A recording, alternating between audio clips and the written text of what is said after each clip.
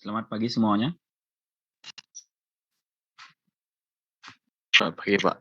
Selamat pagi, Pak. Baik, sebelumnya Om Swastiastu, Assalamualaikum dan salam sejahtera bagi kita semua. Pada pagi hari ini kita akan melangsungkan presentasi terkait dengan tugas yang telah diberikan, di mana pada janji yang kemarin tugasnya sudah saya terima semuanya dari kelompok. Dan pada pertemuan hari ini kita akan menampilkan dua kelompok, di mana siklus dari presentasi ini perkenalan, penyampaian materi, dilanjutkan dengan sesi diskusi. Nah, sesi diskusi di sini ada dua termin. Termin pertama 2 pertanyaan, dan dilanjutkan termin kedua 2 pertanyaan.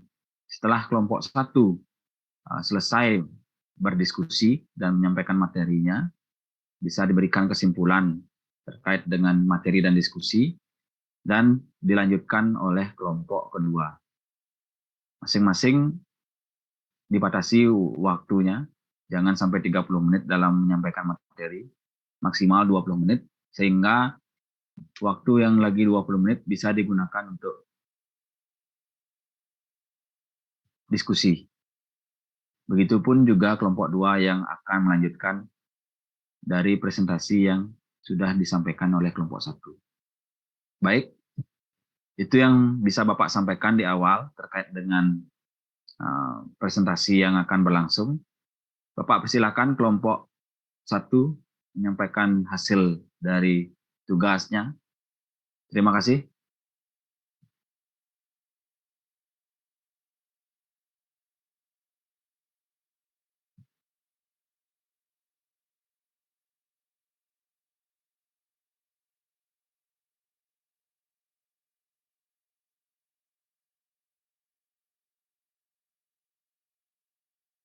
Siapa kelompok 1?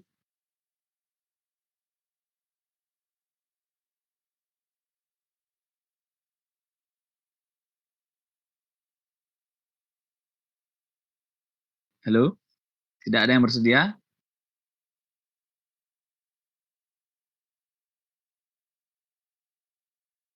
Kelompok siapa yang bersedia ini?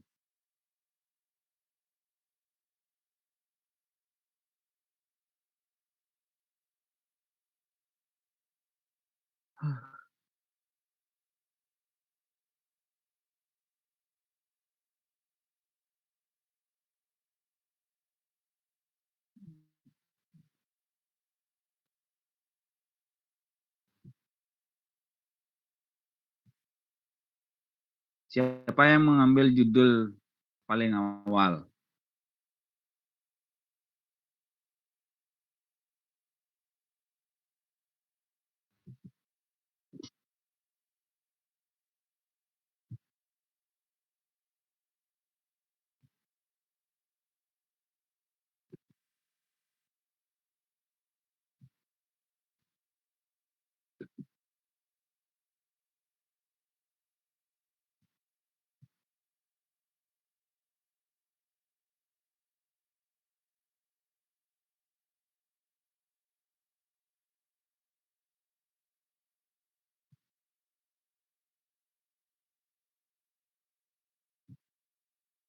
Sebagaimana yang sudah dijanjikan, siap tidak siap, sampaikan saja.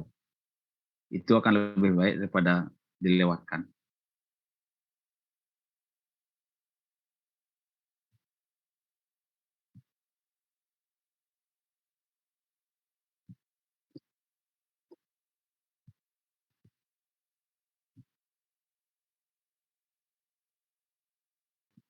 Dipersilakan untuk kelompok 1 memulai presentasinya. Saya yang akan menjadi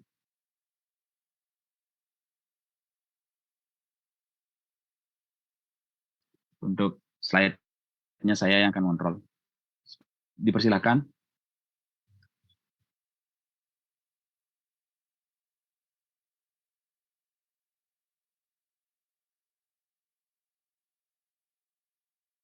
Abelia, Adi Saraswati, Adia, Surya, Gede Adi, dan Gusti Ayu Agung Karina. Dipersilahkan.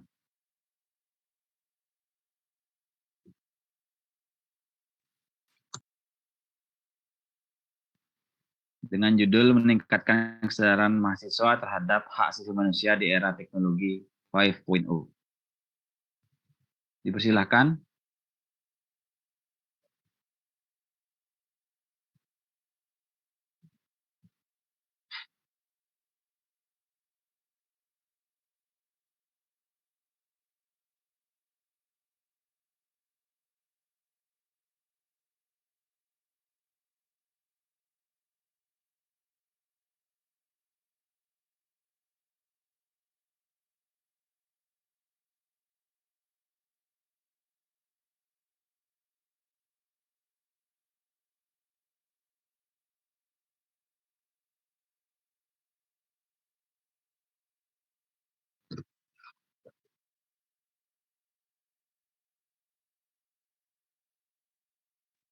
Perkenalkan, nama saya Nikade Abelia Putri Sardana, nomor NPM terakhir 001. Perkenalkan, nama saya Nurul Adi Saraswati dengan NBM terakhir 002.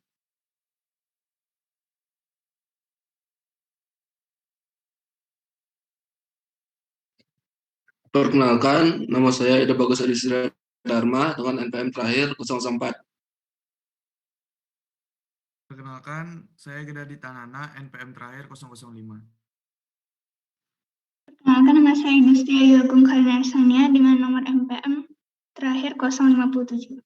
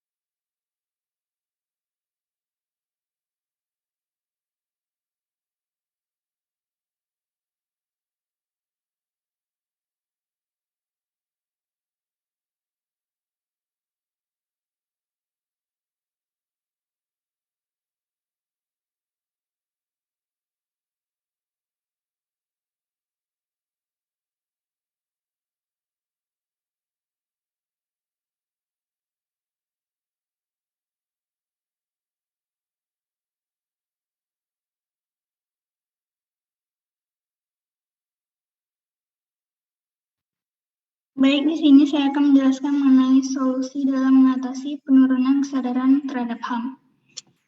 Jadi, penanganan terhadap penurunan kesadaran HAM dapat dilakukan dengan cara perbaikan sistem hukum dan meningkatkan kesadaran hukum. Yang pertama itu perbaikan sistem hukum. Jadi, sistem hukum yang dimaksud dan perlu diperbaiki yaitu terdiri dari struktur hukum, substansi hukum, dan kultur hukum.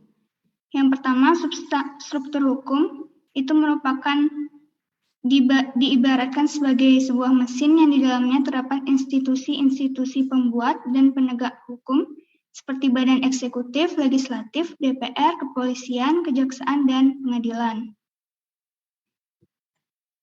Selain itu, keanggotaan lembaga pembuat produk peraturan perundang-undangan juga perlu mendapat perhatian dalam proses pemilihannya, sehingga kualitasnya dapat memberikan pengaruh terhadap kualitas produk peraturan perundang-undangan yang akan dibuat. Kemudian yang kedua itu substansi hukum. Substansi itu adalah apa yang dikerjakan dan dihasilkan oleh struktur tersebut, yang berupa putusan, ketetapan, dan aturan baru yang mereka susun. Kemudian adanya partisipasi masyarakat dalam pembentukan suatu undang-undang memungkinkan substansi dari suatu undang-undang berasal dari pemikiran atau ide yang berkembang di dalam masyarakat yang akan digulirkan masuk ke dalam lembaga atau badan legislatif, dan di dalam lembaga inilah pemikiran atau ide tersebut kemudian dirumuskan untuk dijadikan sebagai undang-undang. Kemudian kultur hukum. Kultur hukum tersebut menyangkut apa saja atau siapa saja yang memutuskan untuk menghidupkan dan mematikan struktur tersebut, serta memutuskan bagaimana struktur tersebut digunakan, yang mempengaruhi suasana pikiran sosial dan kekuatan sosial, yang menentukan bagaimana hukum digunakan, dihindarkan, atau disalahgunakan. Kemudian yang kedua itu mengenai meningkatkan kesadaran hukum. Menurut Cribb, hukum tidak bergantung pada kehendak manusia, tetapi telah ada pada kesadaran hukum setiap orang. Kesadaran hukum tidak datang apalagi dipaksakan dari luar, melainkan dirasakan setiap orang dalam dirinya. Dengan demikian, kesadaran akan pentingnya hukum dan HAM dari setiap masyarakat diperlukan untuk mendukung efektivitas hukum dan HAM. Terkait hal tersebut, mahasiswa juga turut andil dalam meningkatkan kesadaran HAM. Peran mahasiswa menjadi penting karena mahasiswa merupakan motor penggerak reformasi, pembela HAM, dan pengedukasi kepada masyarakat.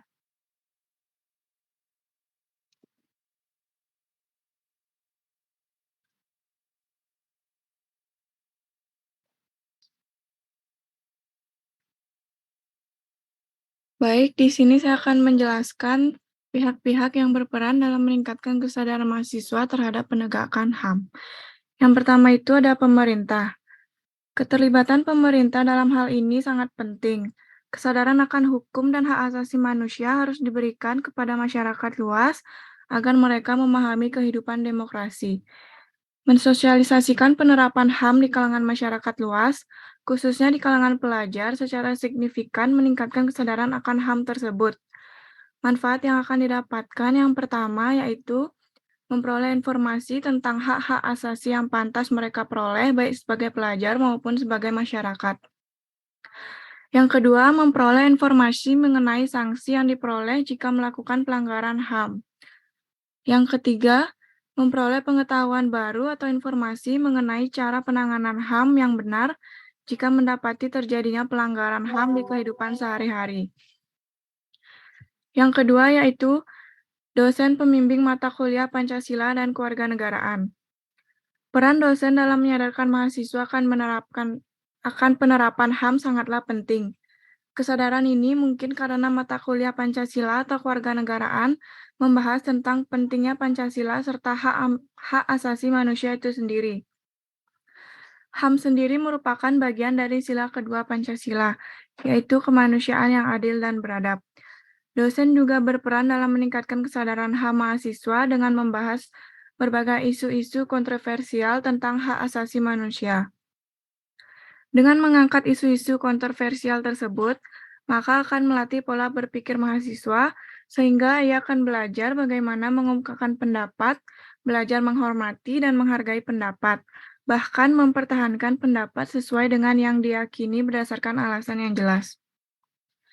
Yang ketiga ada mahasiswa. Dalam konteks penegakan HAM, mahasiswa dan dosen pembimbing mahasiswa memiliki peran yang sangat penting, di mana mahasiswa dikatakan menjadi kaum perubahan yang dapat memberikan contoh kepada masyarakat. Mahasiswa juga seharusnya memiliki etika yang baik. Dengan begitu, masyarakat sekitar yang ada dapat mencontohnya sehingga mereka lebih peka terhadap hak asasi tiap individu.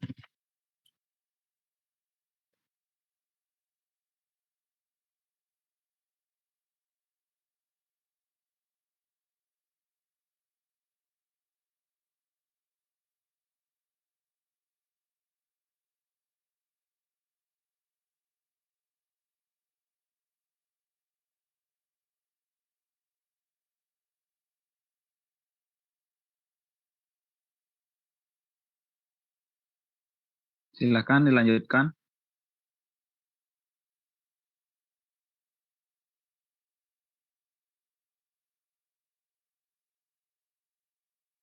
Selanjutnya, saya akan menjelaskan cara meningkatkan kesadaran mahasiswa terhadap penegakan HAM.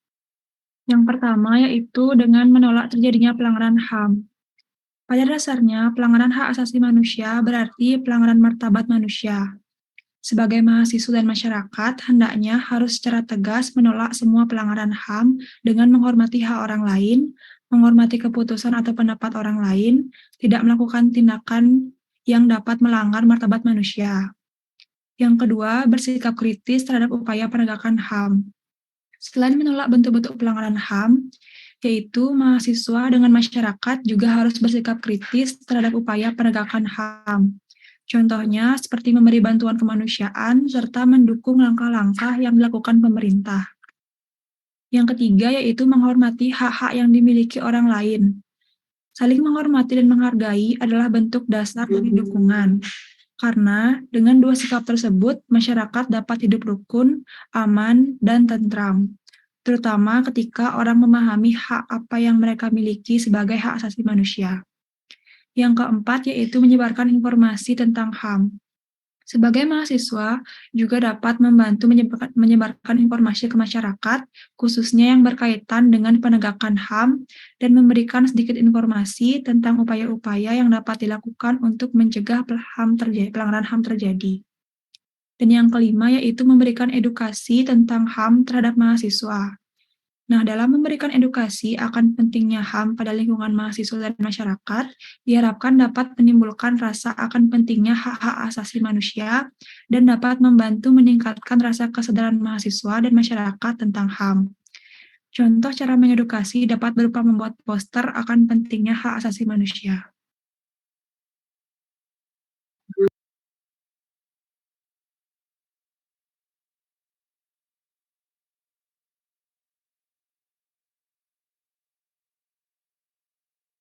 Baik. Terima kasih atas penyampaian dari kelompok terkait dengan materinya. Kita akan membuka sesi tanya jawab, di mana sesi tanya jawab pertama akan ada 2 pertanyaan. Silahkan untuk teman-teman yang akan bertanya, Bapak persilahkan waktu dan tempatnya untuk menanyakan dan mendiskusikan terkait dengan apa yang telah disampaikan oleh kelompok pertama yang berbicara atau membahas tentang HAM di era 5.0. Silakan dicatat dan dipertanyakan apa yang akan ditanyakan oleh teman-teman di sini. Oleh kelompok, Bapak persilahkan waktunya memilih dan siapa yang akan dicatat pertanyaannya.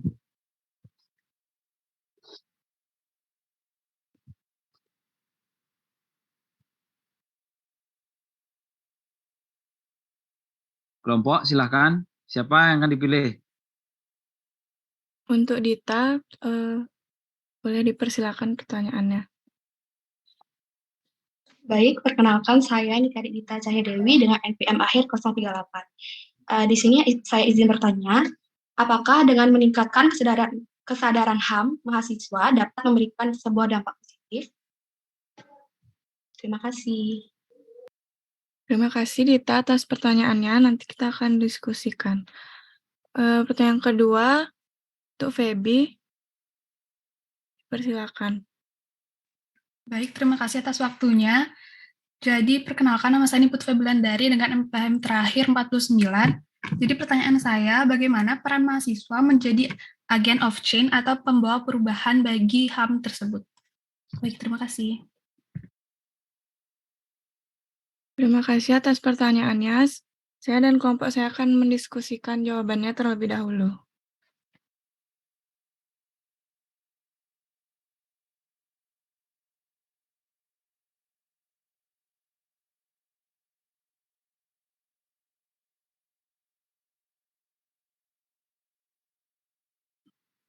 Yang sudah dicatat, boleh raise hand-nya di YouTube. Baik, sebentar kita akan mendiskusikan. Mungkin yang lainnya bisa juga mencari pandangan atau sudut pandangnya, sehingga nanti ketika disampaikannya jawaban atas pertanyaan tersebut, teman-teman di sini bisa juga merespon. Bapak berikan kelonggaran untuk merespon, menyanggah, atau menambahkan terkait dengan jawaban dari kelompok jika ada yang kurang atau perlu ditambahkan.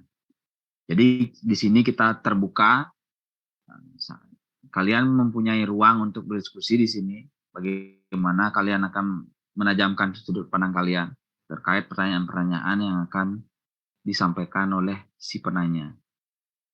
Jadi tidak hanya sebatas bertanya saja, tetapi kalian berhak untuk merespon atau menambahkan jawaban yang disampaikan oleh kelompok.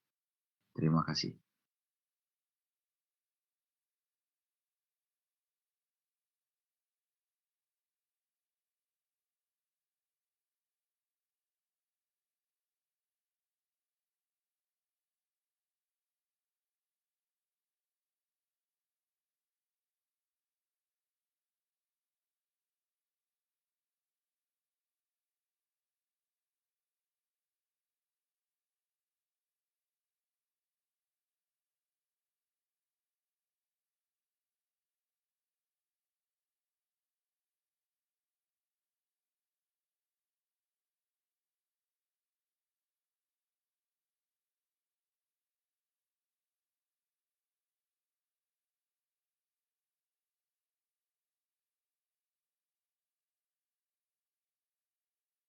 Baik, di sini saya akan menjawab pertanyaan dari Dita. Pertanyaannya itu, apakah dengan meningkatkan kesadaran HAM mahasiswa dapat memberikan sebuah dampak positif? Jawabannya tentu memberikan dampak positif. Hal tersebut dilakukan dalam upaya untuk mengurangi dan mengambil langkah preventif guna mencegah terjadinya pelanggaran HAM di masyarakat, termasuk pelanggaran HAM di kalangan para pelajar seperti tawuran, bullying, dan bentuk-bentuk kekerasan lainnya yang berakibat pada hilangnya nyawa sesama pelajar.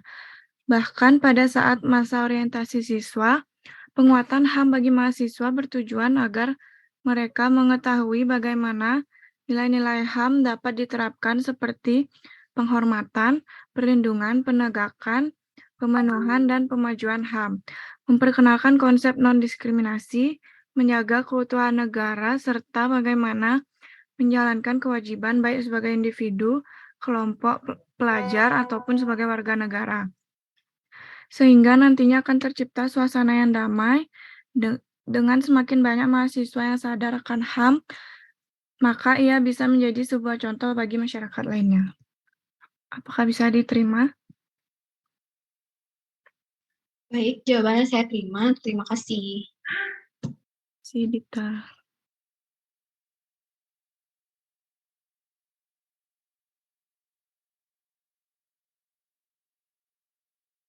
Yang lainnya bagaimana? Ada yang merespon terkait dengan jawabannya?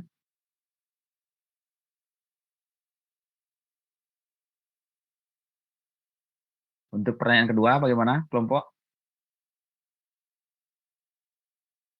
Baik, di sini saya akan menjawab pertanyaan kedua, yaitu dari Feby.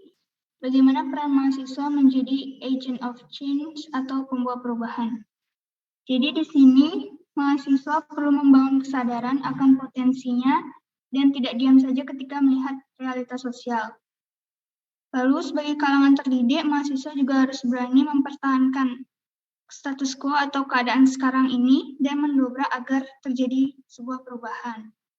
Mahasiswa dianggap memiliki akses yang lebih mudah terhadap ilmu pengetahuan.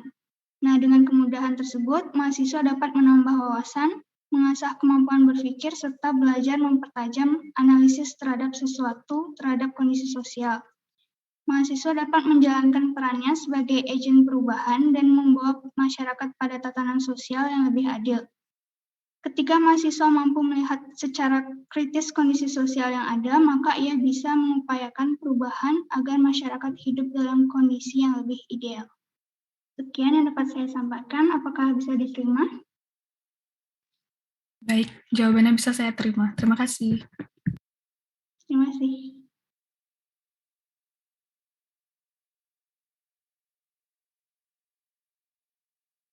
Yang lainnya ada tambahan terkait dengan jawaban tersebut? Tidak ada respon. Baik, Izin menambahkan, Pak. silakan, Dava. Ya, jadi di sini saya ingin menambahkan poin contoh nyata dari mahasiswa sebagai agent of change. Jadi dulu pernah pada saat era reformasi itu kan mahasiswa menuntut Soeharto untuk turun, dan itu pada akhirnya juga Soeharto turun. Dan ya, jadi sini saya cuma hanya ingin memberi contoh mahasiswa sebagai agent of change. Jadi dulu mereka mampu untuk menurunkan Soeharto, begitu Pak. Terima kasih. Jadi berbicara agent of change itu sebenarnya kalau kita berbicara 5.0 itu kan banyak cara, banyak kreativitas, banyak ide, banyak gagasan. Jadi dari apa namanya? Dari kehidupan kita yang digital, nyata dan sebagainya ini, yang orang Bali bilang skala dan niskala, yang terlihat dan tidak terlihat itu sangat sangat realita yang terjadi yang sekarang gitu loh. Karena pergerakan mahasiswa sebagai agent of change itu tidak hanya bisa kita lihat dengan mata telanjang gitu loh, secara nyata saja, tapi banyak mahasiswa yang bergerak di dunia digital dengan aplikasi-aplikasi atau bagaimana ruang-ruang edukasi itu terbentuk gitu. Jadi ketika kita berbicara agent of change pada 5.0 ini tidak hanya yang terbukti atau berhasil secara nyata saja, tetapi bagaimana orang-orang yang bergerak di dunia digital tersebut dengan aplikasi-aplikasi semacam apa namanya, aplikasi edukasi, aplikasi-aplikasi permainan yang memang memberikan apa namanya, memberikan pemahaman terhadap sesuatu hal gitu. Itu pun bisa dikatakan agent of change gitu. Hal sekecil-kecilnya dari diri sendiri pun sudah menjadi agent of change. Kalian contohkan dalam diri kalian. Tentu orang lain itu melihat kok orang ini konsisten gitu loh. Dari konsisten dari kontinuitas itu akan menjadi agen perubahan juga. Ternyata kita yang berbicara masalah agen perubahan itu tidak satu hal saja. Banyak hal. Di segala ruang, di segala waktu, di setiap orang yang kalian temui itu ya, kalian berhak melakukan suatu perubahan kecil dari diri kalian. Tidak melulu perubahan itu dengan hal-hal besar. Dari hal kecil pun bisa menjadi agen perubahan juga. Begitu yang bisa saya tambahkan terkait dengan Dava tadi. Ternyata masih ada yang ingat tentang sejarah negara kita, di mana tahun 98 mahasiswa bergerak bersama untuk menurunkan era Orde Baru menjadi era reformasi. Di mana yang kita hidup sekarang di era reformasi semakin kesini semakin membaik dari segi infrastruktur, dari segi media, dan banyak lagi. Baik, di termin kedua ini silakan kelompok menunjuk siapa yang akan memberikan pertanyaan. Terima kasih. Baik, untuk sesi tanya jawab yang kedua, untuk Agus Harta, dipersilakan. Di sini saya ingin bertanya, saya terlebih dahulu memperkenalkan diri. Saya Imade Agus Harta Swastawan dengan nomor NPM akhir 006. Saya ingin bertanya, apa saja faktor penyebab pelanggaran dari HAM? Terima kasih. Baik, terima kasih atas pertanyaannya. Yang kedua untuk Aras, persilakan. Baik, terima kasih atas waktunya. Perkenalkan, nama saya Aras Makfiro dengan NPM 013. Pertanyaan saya itu, apa saja sih contoh penyalahgunaan teknologi yang mengakibatkan pelanggaran HAM itu sendiri? Terima kasih. Baik, terima kasih untuk pertanyaannya. Kami kelompok 1 akan mendiskusikan terlebih dahulu.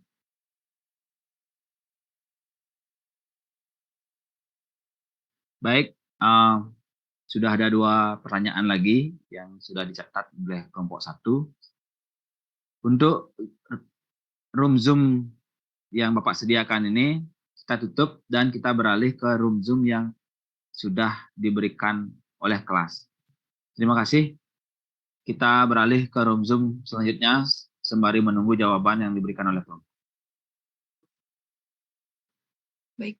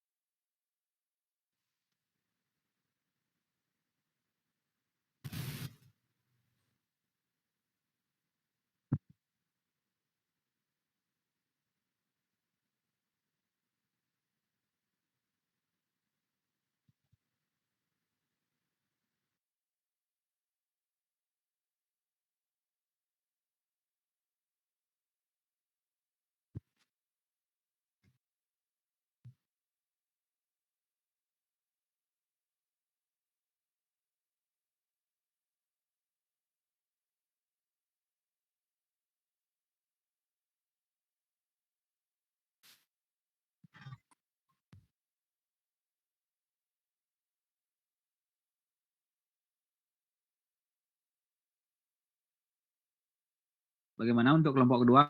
Apakah sudah siap? Sudah Bapak. Di sini saya akan menjawab pertanyaan dari Aras. Pertanyaannya yaitu, apa saja contoh penyalahgunaan teknologi yang mengakibatkan pelanggaran HAM? Contoh-contohnya yaitu dapat dilihat dari melakukan pembulian melalui internet atau cyberbullying, melakukan penipuan secara online. Dan contohnya seperti pinjaman online yang berujung pada kebohongan, Pak. Apakah bisa diterima, Ras? Baik Tugas, terima kasih atas jawabannya, bisa saya terima. Terima kasih. Ada lain? Ada lagi ide lain atau pandangan lain?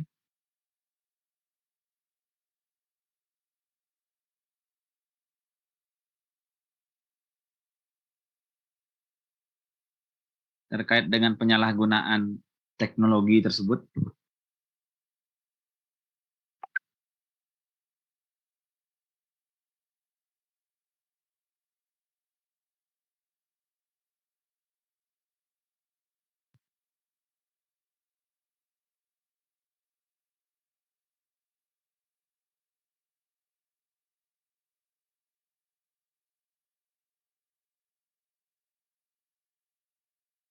Bagaimana teman-teman yang ada di sini?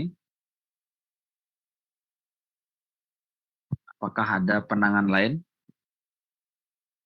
Apakah sesimpel itu? Izin menjawab, menambahkan Pak. Dipersilahkan.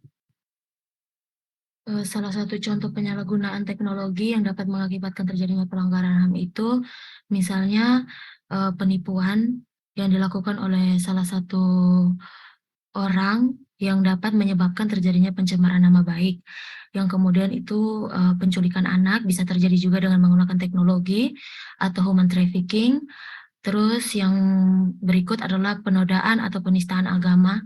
Seringkali kita melihatnya itu dalam bentuk postingan-postingan yang dapat menyebarkan kebencian, baik itu di media Facebook, Twitter, dan lain sebagainya, Bapak. Terima kasih.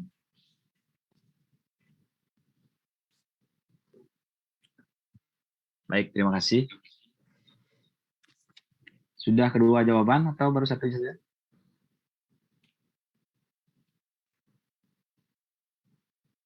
Baru satu, Boleh. Bapak.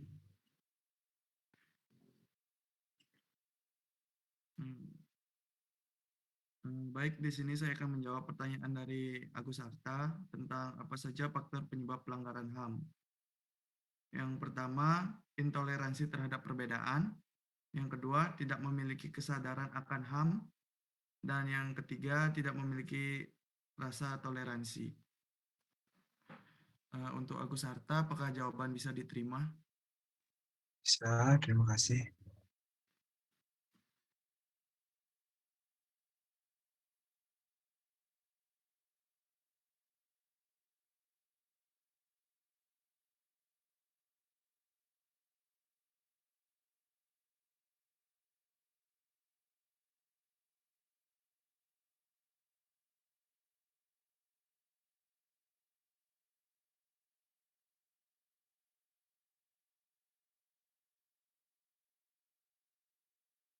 Ada Pak?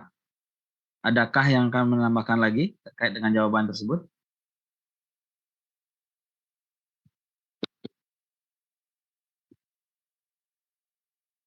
Tolong perhatikan juga antara jawaban dan judulnya. Pembahasan di era 5.0.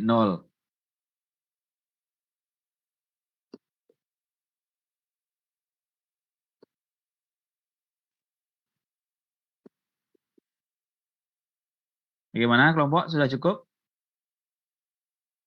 Atau teman-teman yang di sini, apakah sudah cukup dengan jawaban yang diberikan oleh kelompok? Izin menambahkan, Bapak. Silakan Ananda. Faktor penyebab pelanggaran HAM itu yang pertama ada penyalahgunaan kekuasaan, terus struktur politik dan sosial, kemudian ada penyalahgunaan teknologi, ada kesenjangan ekonomi, dan tidak adanya sosialisasi tentang HAM. Terima kasih, Bapak.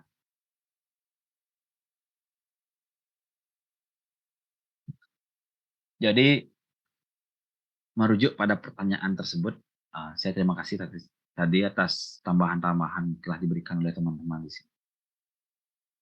Yang pertama, bagaimana teknologi itu bisa dipersalahgunakan atau disalahgunakan untuk kasus-kasus HAM, dan bagaimana kasus-kasus HAM itu bisa terjadi di kehidupan kita. Terkait dengan hal tersebut, kita bisa menarik ke belakang bagaimana negara ini, gitu loh. Karena negara ini, jika kita lihat, yang pertama bagaimana Soekarno tidak mau memberikan pengaruh Barat, itu karena apa? Karena orang-orang Indonesia ini belum siap akan pengaruh Barat atau gaya hidup Barat.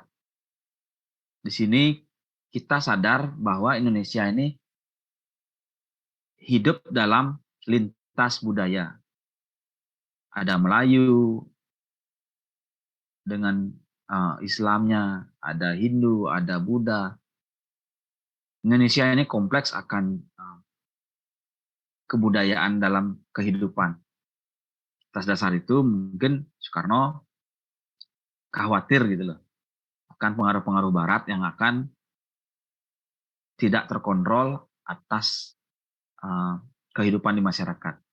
Yang kedua, bagaimana Soeharto. Di sini dikatakan Soeharto sebagai orang yang sangat otoriter. Otoriter dalam garis bawah di sini, bagaimana Soeharto menjaga stabilitas negara ini. Tetapi menjaga stabilitas negara dengan politik yang dijalankan pun HAM masih dilanggar. Banyak adanya pembunuhan-pembunuhan ketika tidak satu suara dengan pemerintah, ketika banyak kritik yang menonjol ketika ada, ya kalian tahu bagaimana sekarang yang terjadi, itu tidak hanya suara yang nyata, bagaimana dari komentar, bagi cuitan-cuitan yang ada di media sosial pun banyak terjadi pelanggaran-pelanggaran HAM. Nah, atas pembelajaran pada masa Orde Lama, Orde Baru, maupun reformasi ini, banyak ternyata pembelajaran yang harus kita terima, di mana kita harus mengedukasi diri kita sendiri. Perbaiki diri sendiri dulu, baru kita bisa memperbaiki orang-orang di sekitar.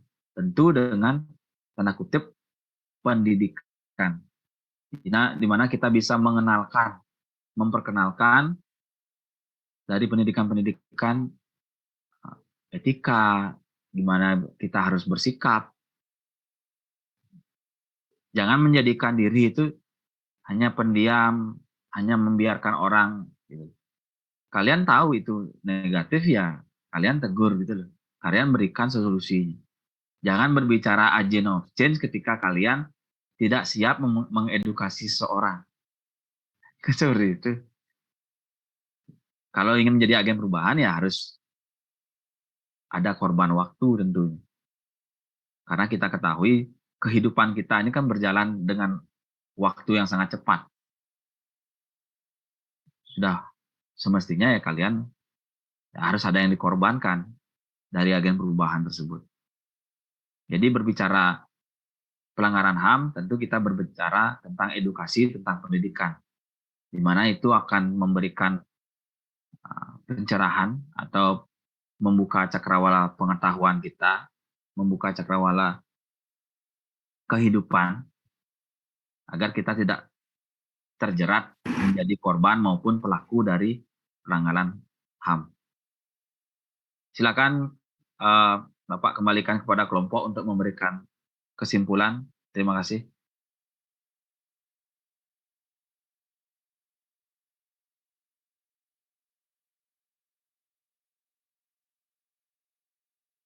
Silakan kelompok 1 memberikan kesimpulan dan menutup dari presentasi hari ini.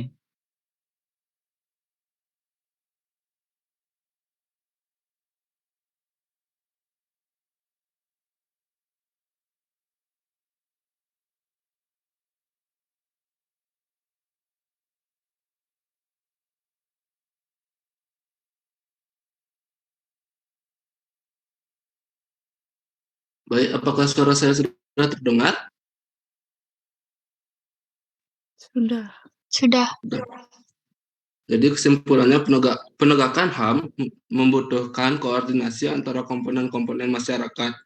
Di antaranya yaitu mahasiswa memperoleh pendidikan tinggi dan mampu menjadi agen perubahan. Oleh karena itu, mahasiswa diharapkan dapat menjadi pemimpin di masyarakat, terkhususnya dalam menegakkan HAM. Salah satu strategi untuk mahasiswa agar lebih meningkatkan kesadaran akan pentingnya HAM sebagai landasan bermasyarakat yang baik, yaitu dengan meningkatkan kesadaran akan menolak terjadinya pelanggaran HAM, bersikap kritis terhadap upaya penegakan HAM, menghormati hak yang dimiliki orang lain, menyebarkan informasi tentang HAM, dan memberikan edukasi tentang HAM. Sekian kesimpulan dari saya.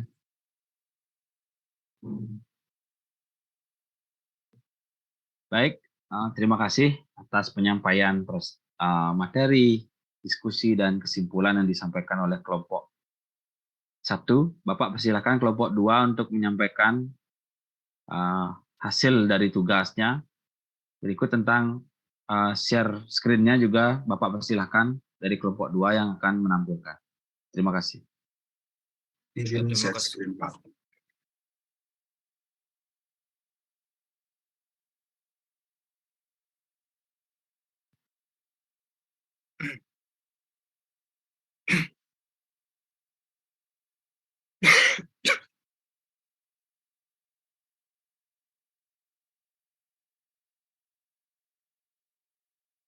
Ya, apakah Apakah sudah terlihat share screen-nya? Sudah. Ya.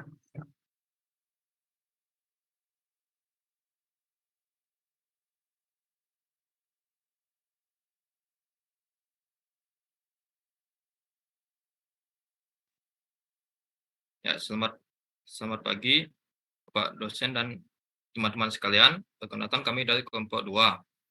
Di sini kami akan membahas tentang pentingnya pendidikan Pancasila di perguruan tinggi.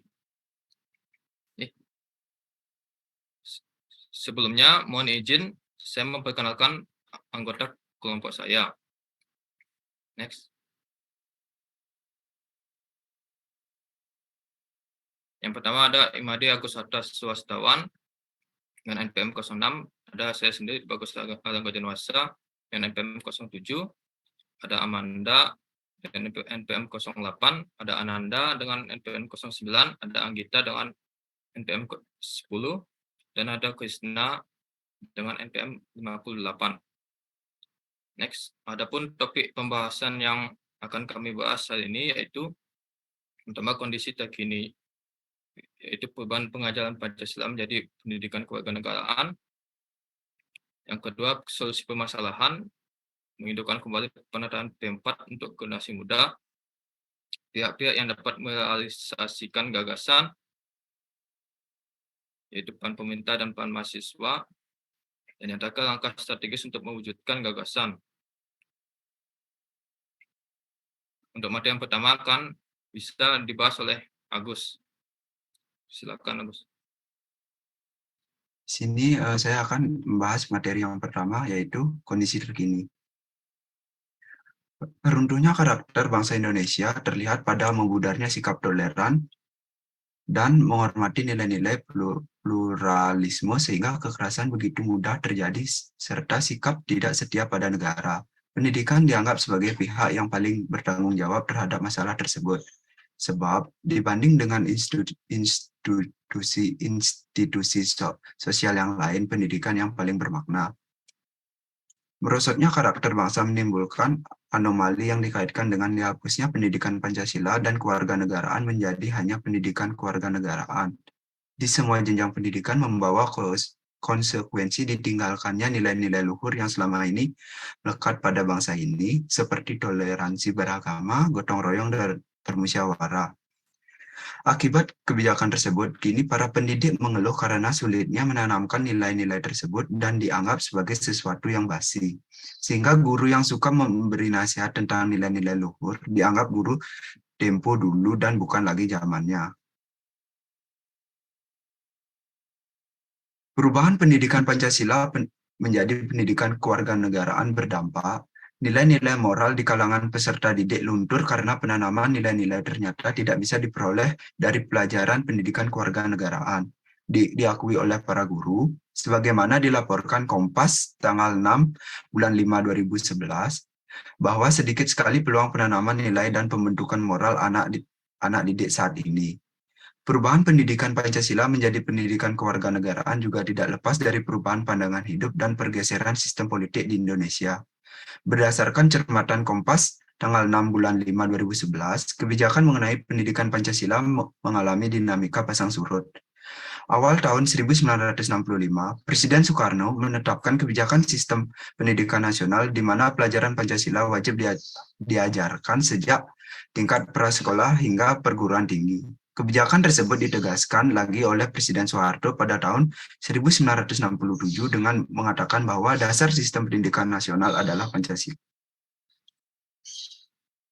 Sekian penjelasan dari saya serahkan ke moderator. Ya, terima kasih Agus. Selanjutnya akan dilanjutkan oleh Amanda.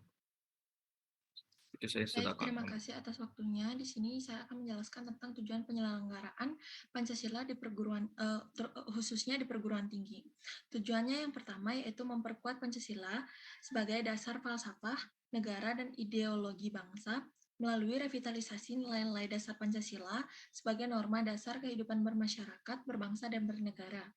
Yang kedua, mempersiapkan mahasiswa agar mampu menganalisis dan mencari solusi terhadap berbagai persoalan kehidupan bermasyarakat, berbangsa, dan bernegara melalui sistem pemikiran yang berdasarkan nilai-nilai Pancasila dan Undang-Undang Dasar Negara Republik Indonesia tahun 1945. Yang ketiga, membentuk sikap mental mahasiswa yang mampu mengapresiasi nilai-nilai ketuhanan, kemanusiaan, kecintaan pada tanah air, dan kesatuan bangsa, serta penguatan masyarakat madani yang demokratis dan berkeadilan. Pendidikan Pancasila di perguruan tinggi memiliki pendirian tersendiri. Pendidikan Pancasila secara konsisten hadir sebagai mata pelajaran dan mata kuliah di perguruan tinggi. Pendidikan Pancasila tidak terlepas dari 4 dasar atau landasan mengapa Pancasila tak henti-hentinya menjadi pertimbangan semua masyarakat. Next.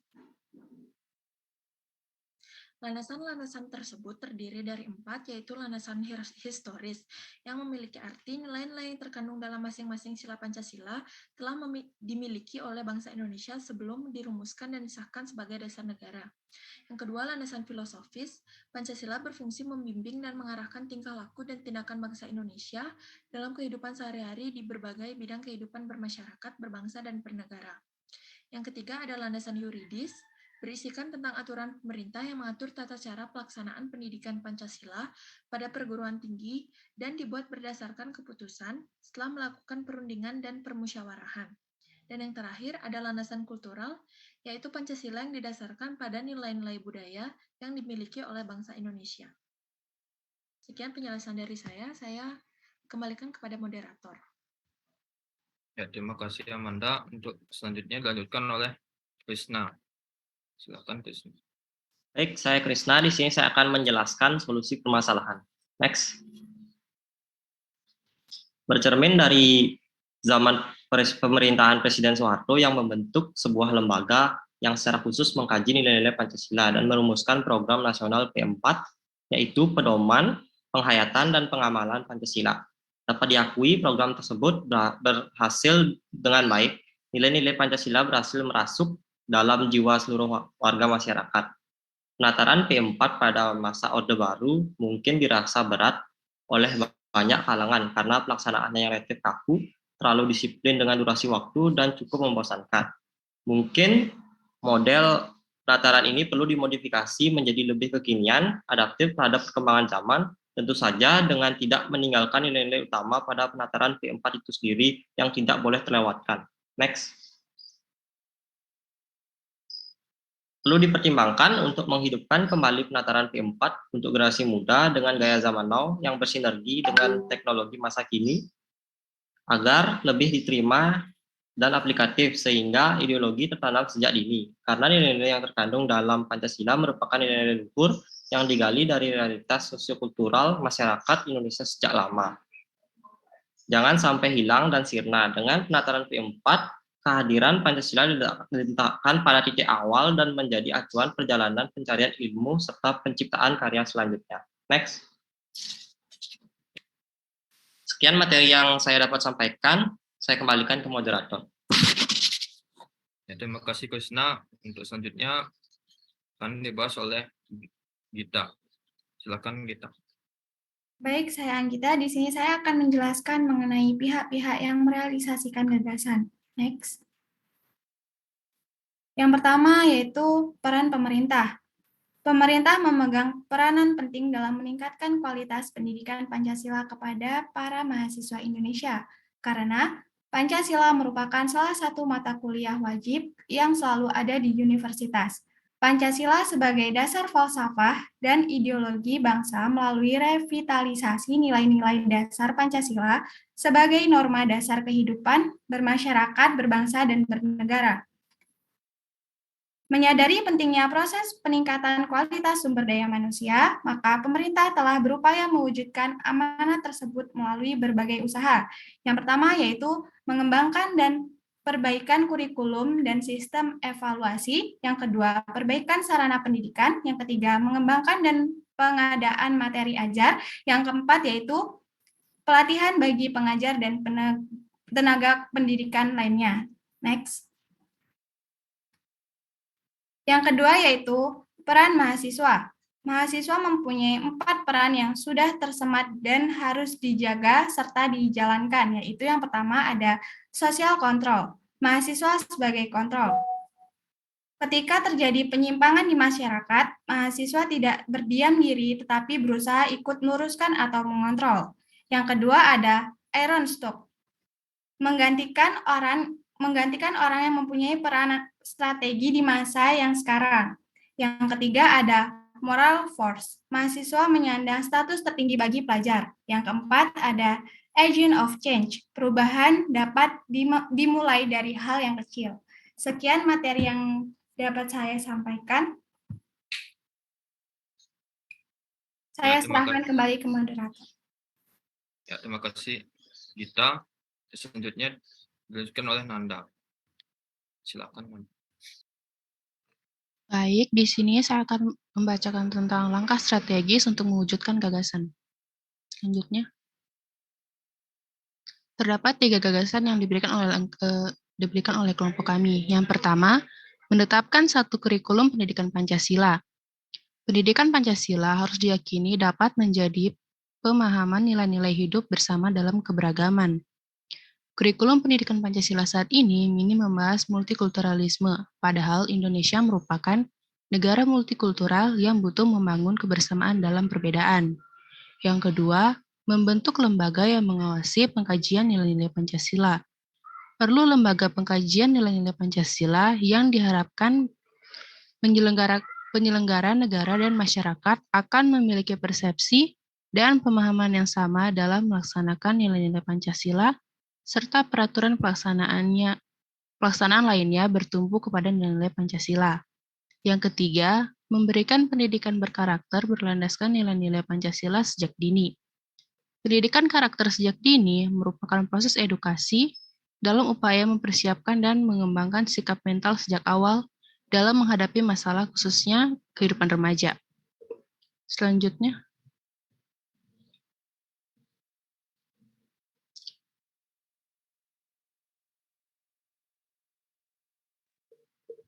mundur dulu.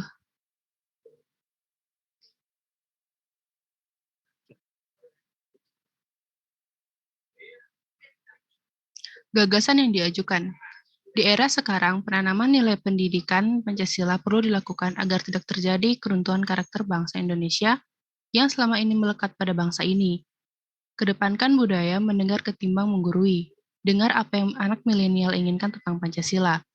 Memanfaatkan platform media sosial maupun teknologi informasi yang ada, termasuk metode efektif, mengingat sebagian besar masyarakat sudah menggunakan gadget di kehidupan sosial bermasyarakat. Itu saja yang dapat saya sampaikan. Yang selanjutnya akan saya kembalikan ke moderator.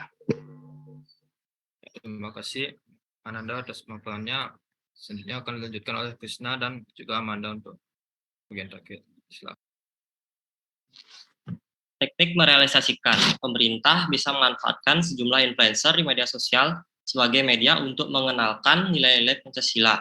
Gali berbagai nilai Pancasila yang bisa disampaikan dengan metode yang tidak menggurui dan sesuai dengan selera generasi milenial. Penanaman nilai Pancasila pada generasi milenial akan membuat mereka semakin pintar, memiliki sikap toleransi, kohesif, dan punya literasi keagamaan yang baik. Kembalikan ke moderator.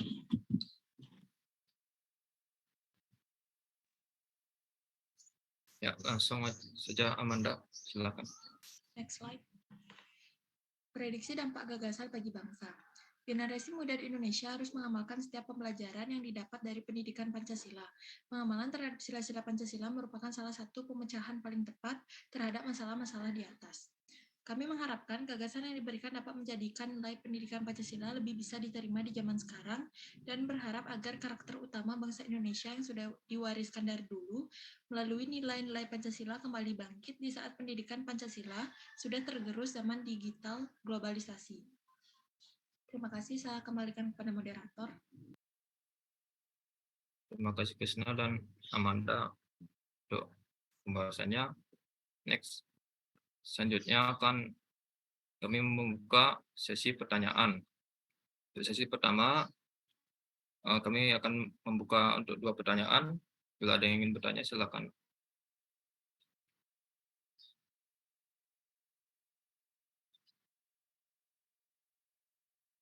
Ya, untuk yang pertama,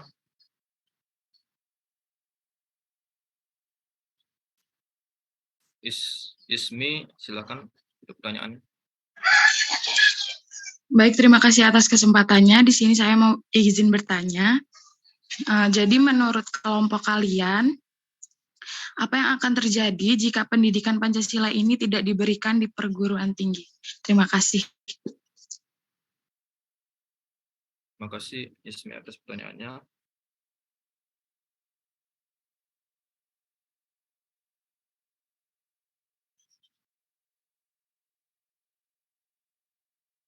Selanjutnya, Bung Yici, silakan pertanyaan. Baik, perkenalkan nama saya Ana Agus Cintia Mlika Putri dengan MPM terakhir 025. Jadi saya izin bertanya, bagaimana tips terhadap kita semua, terutama generasi muda, untuk menerapkan nilai Pancasila di kehidupan saat ini? Baik, terima kasih atas pertanyaannya. Kami akan diskusikan dengan kelompok kami terlebih dahulu.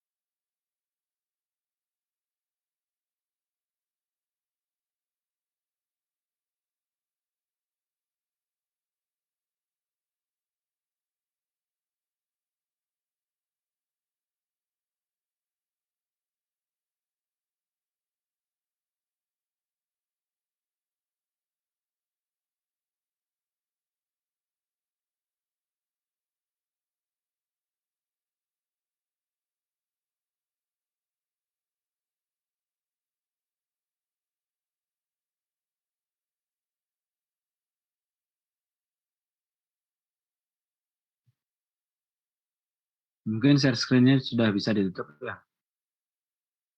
Sebentar ketika ingin menyampaikan kesimpulan mungkin bisa ditampilkan kembali.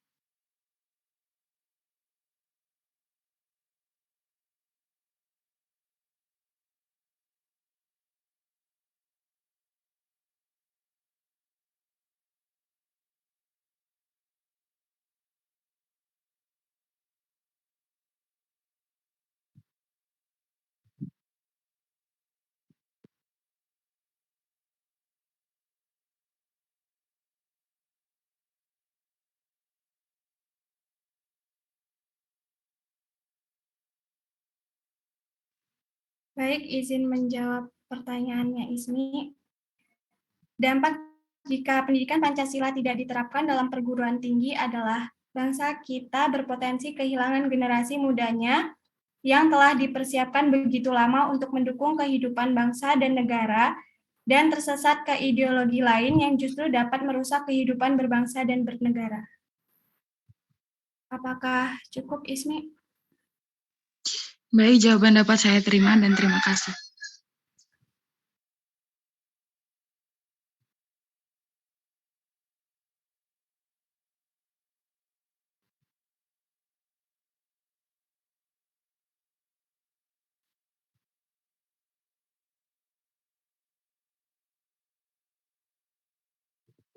Yang lainnya bagaimana? Ada tambahan terkait dengan jawaban yang diberikan?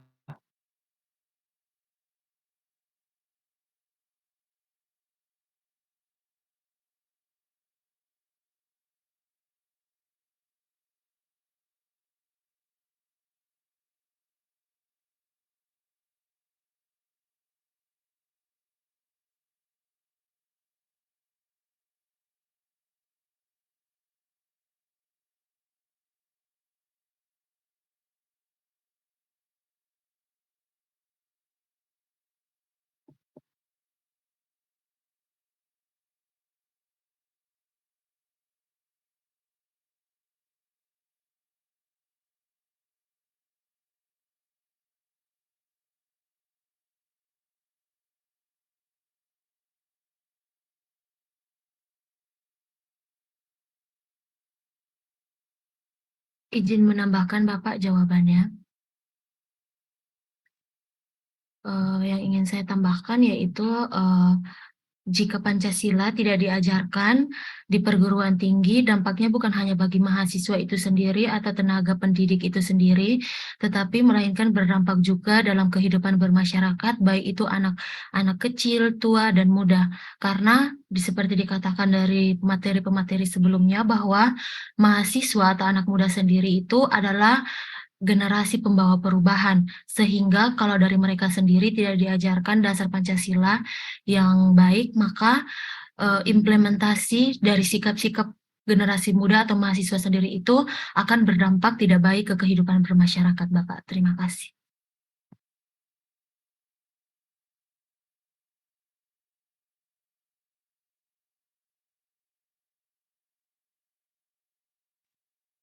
Terima kasih tadi sanggahannya, Ingrid, ada tambahannya. Ketika kita berbicara Pancasila dalam dunia pendidikan atau di kehidupan kita berbangsa maupun negara, tentu banyak sekali dan sangat penting gitu loh bagi kehidupan. Benar tadi yang disampaikan oleh Ingrid, tidak hanya berdampak pada kehidupan kita sebagai mahasiswa, tetapi dalam kehidupan keseharian, di lingkungan masyarakat, dan generasi muda yang dikatakan sebagai agen perubahan pun akan menjadi sesuatu yang sangat berarti terkait dengan pendidikan Pancasila tersebut. Silakan jawaban kedua dari kelompok. Di sini saya izin memberikan jawaban kepada pertanyaan yang diberikan oleh Gung Ichi. Bagaimana tips terhadap kita semua, terutama generasi muda, untuk menerapkan nilai-nilai Pancasila di kehidupan. Tipsnya yaitu kita bisa meningkatkan peranan dan kesadaran generasi muda dengan memperteguh penanaman nilai-nilai Pancasila melalui pembangunan karakter yang positif dan mempunyai kemauan yang keras untuk menjunjung nilai-nilai Pancasila dan mengaktualisasikannya pada kehidupan. Yang kedua, itu ada pemberdayaan karakter. Artinya kita bisa menjadi role model karakter bangsa yang positif dengan cara tetap bersatu dan damai walaupun adanya perbedaan agama, suku, maupun budaya. Apakah dapat diterima? Bisa, terima kasih Amanda. Terima kasih. Baik, selanjutnya kami akan membuka sesi pertanyaan yang kedua. Untuk Komang Ayu Dewanti, silakan pertanyaannya. Baik, terima kasih atas waktunya. Di sini saya bertanya, apa saja faktor yang menyebabkan runtuhnya pendidikan Pancasila di perguruan tinggi? Sekian, terima kasih.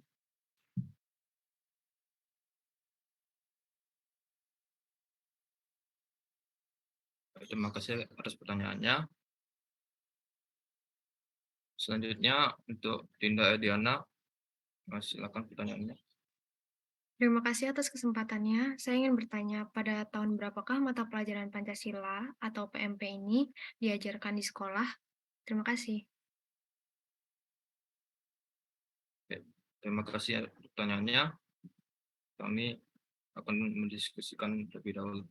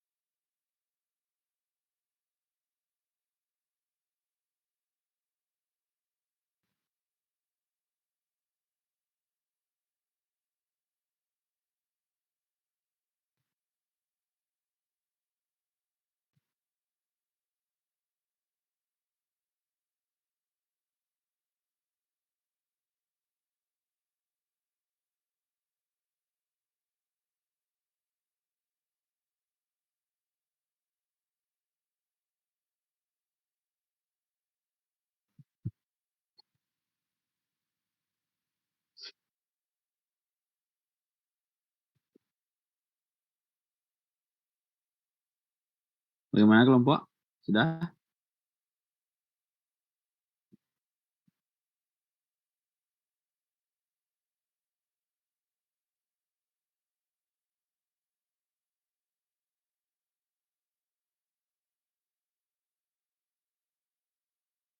Saya izin menjawab pertanyaan dari Yura tadi tentang apa saja faktor yang menyebabkan runtuhnya pendidikan Pancasila di perguruan tinggi. Faktor-faktornya itu pertama, kurangnya peran pendidikan agama dalam pembentukan sikap remaja. Yang kedua, kurang efektifnya pembinaan moral yang dilakukan oleh lingkungan, baik di orang tua, sekolah, maupun masyarakat. Yang ketiga, penyimpangan nilai-nilai Pancasila. Dan yang keempat, efek globalisasi. Apakah jawaban saya bisa diterima? Baik, jawabannya saya terima. Terima kasih, Nanda. Terima kasih.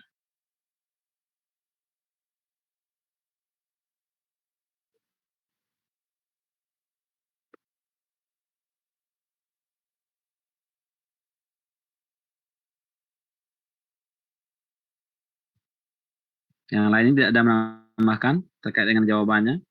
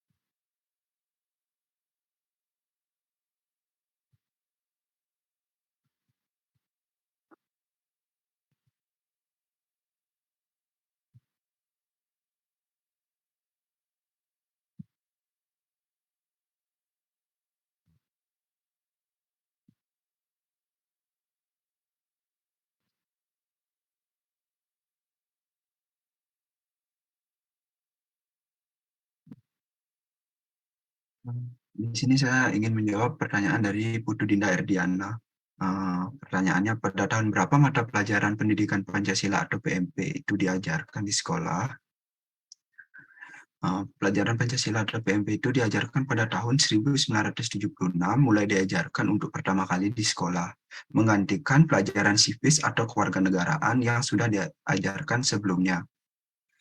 Tahun 1979, Presiden Soeharto membentuk sebuah lembaga yang secara khusus mengkaji nilai-nilai Pancasila dan merumuskan program nasional P4 atau Pedoman Penghayatan dan Pengalaman Pancasila. Pendidikan Pancasila di perguruan tinggi memiliki pendirian tersendiri melalui sistem pembelajaran.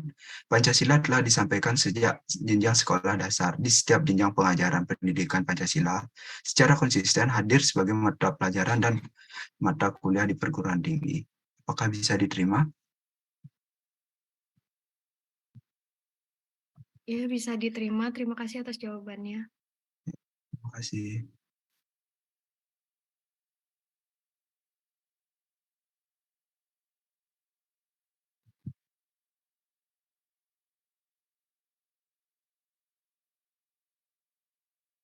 Baik, dari teman-teman mahasiswa di sini, bagaimana?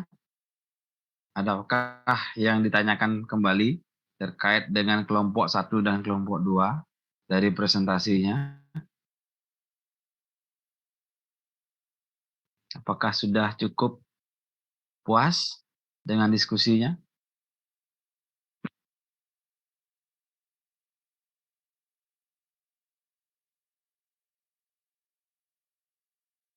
Kalau tidak ada yang menjawab, silakan kelompok 2 memberikan kesimpulan dan penutupnya. Ya, izin untuk memberikan kesimpulan.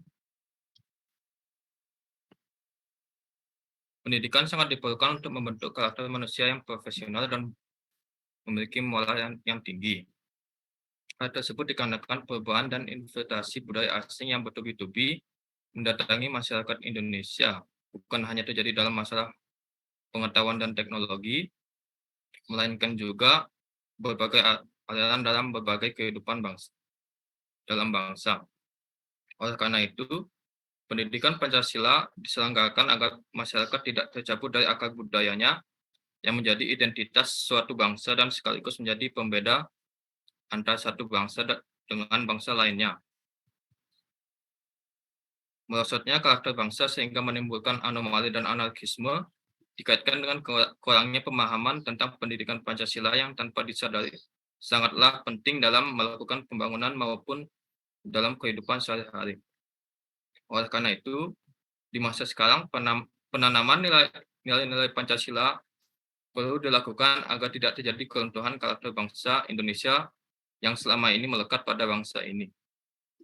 Dalam menanamkan nilai Pancasila pada generasi muda, pengamalan tidak boleh dilakukan dengan metode indoktrinasi, melainkan dengan fleksibilitas yang harus dilakukan. Metode doktrin pada penanaman nilai Pancasila pada generasi milenial dipandang sudah tidak relevan dengan sikap dan pola pikir generasi milenial sekarang.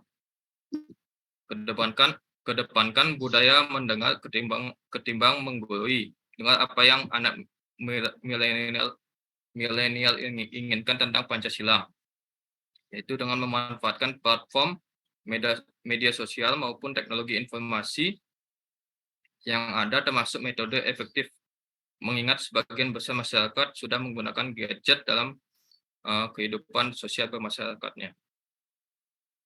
Sekian pemaparan yang dapat kami sampaikan. Mohon maaf apabila ada salah kata. Kami tutup dengan Om Sati. Terima kasih. Terima kasih penyampaian materi dan dari tugas yang telah dibuat oleh kelompok 1 dan kelompok 2. Hanya sedikit evaluasi terkait dengan penyampaian materi. Perlu digarisbawahi, dari proposal yang kalian sudah buat, tentu ada ide dan gagasan terbarukan yang harus disampaikan dari proposal tersebut. Jadi kelompok 2 sudah saya dengar menyampaikan topik tentang materi yang di kelompok 1 tadi, itu belum. Untuk penekanan dari presentasi tugasnya, perlu kalian ingatkan, ide dan gagasan terkait dengan isi proposal itu sangat penting untuk dijabarkan dalam presentasi. Sangat timpang sekali ketika kelompok 1 tadi menyampaikan tentang pemahaman di era 5.0, tapi pembahasan atau diskusinya belum sampai ke sana. Dan tadi pertanyaannya di kelompok 2 juga, kapan mulai diajarkannya P4 itu? Itu kan bukan tentang kapannya, tetapi bagaimana edukasi dari yang sebelumnya sampai hingga saat ini, mengingat era kehidupan yang semakin terdigitalisasi, apa yang harus kita lakukan ke depan? Itu yang menjadi pertanyaan-pertanyaan yang harus disegarkan dari kelompok, di mana kalian harus berpikir lebih kritis, tidak hanya dari dimulainya, tapi bagaimana pengembangan yang terjadi atau apa yang telah dilakukan terkait dengan pendidikan Pancasila ini. Apalagi digital yang serba pembelajaran sosmed ini sudah menjadi hal yang biasa di kehidupan generasi muda zaman sekarang. Mungkin itu yang harus dievaluasi dari pertemuan hari ini. Semuanya adalah pembelajaran. Ketika tidak ada hal tersebut, kita tidak akan bisa melakukan hal yang lebih baik. Saya berterima kasih terhadap seluruh hal yang disampaikan oleh kelompok 1 dan kelompok 2 sebagai pembelajaran hari ini. Di akhir pertemuan, saya harus mendokumentasikan perkuliahan. Silakan lihat ke kamera. 1, 2, 3.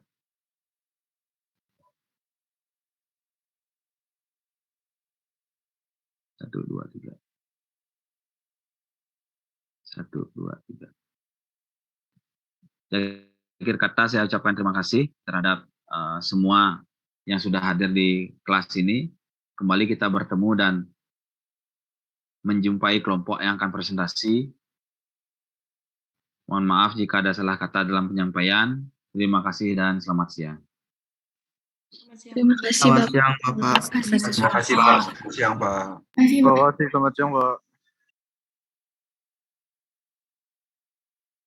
Oke guys, jadi pengumuman yang pertama itu nanti jam 12 sampai jam 3:40 itu kita ada kuliah terakhir untuk hari ini yaitu fisiologi.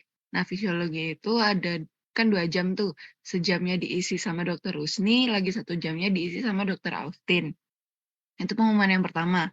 Untuk pengumuman yang kedua, nanti hari Rabu kita bakal ada pengukuran jaket fakultas ke kampus. Untuk jamnya itu nanti menyusul, bakal dikasih tahu lagi sama Kak Anta. Lalu pulang dari kita pengumpulan jas fakultas itu, kita bakal ngumpul lagi, entah itu tempatnya di mana, pokoknya intinya ngumpul satu angkatan untuk pembagian berkas Bank BNI, yang dimana berkasnya itu sangat penting banget buat kalian untuk ngurus KTM. Tahu KTM kan?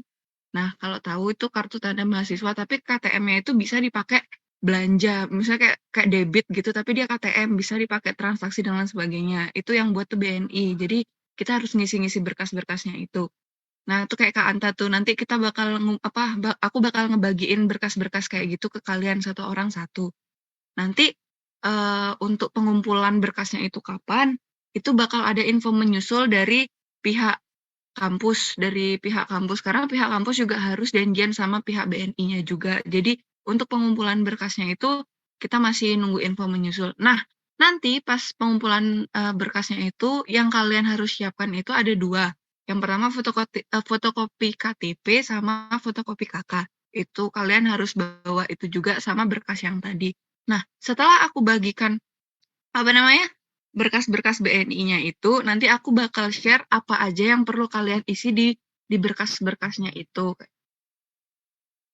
Di berkas-berkasnya itu nanti bakal di-share gitu loh, bagian-bagian mananya aja itu bakal aku jelasin juga nanti pas kita ketemu. Kayak gitu. Ada pertanyaan?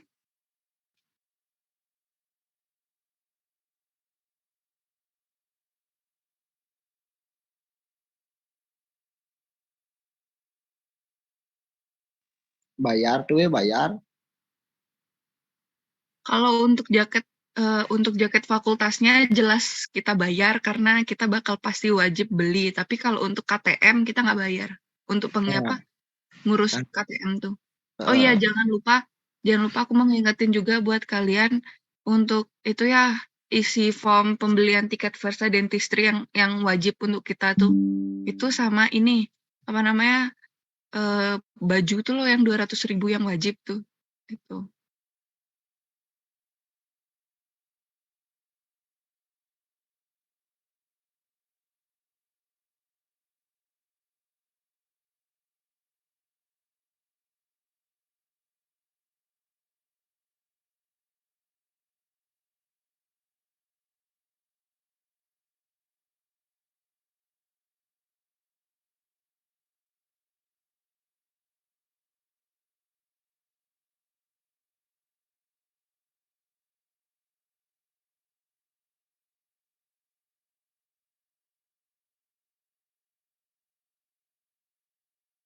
Mungkin ada pertanyaan lagi dari teman-teman biar sekalian dibahas sekarang, biar nggak nanti ditanya.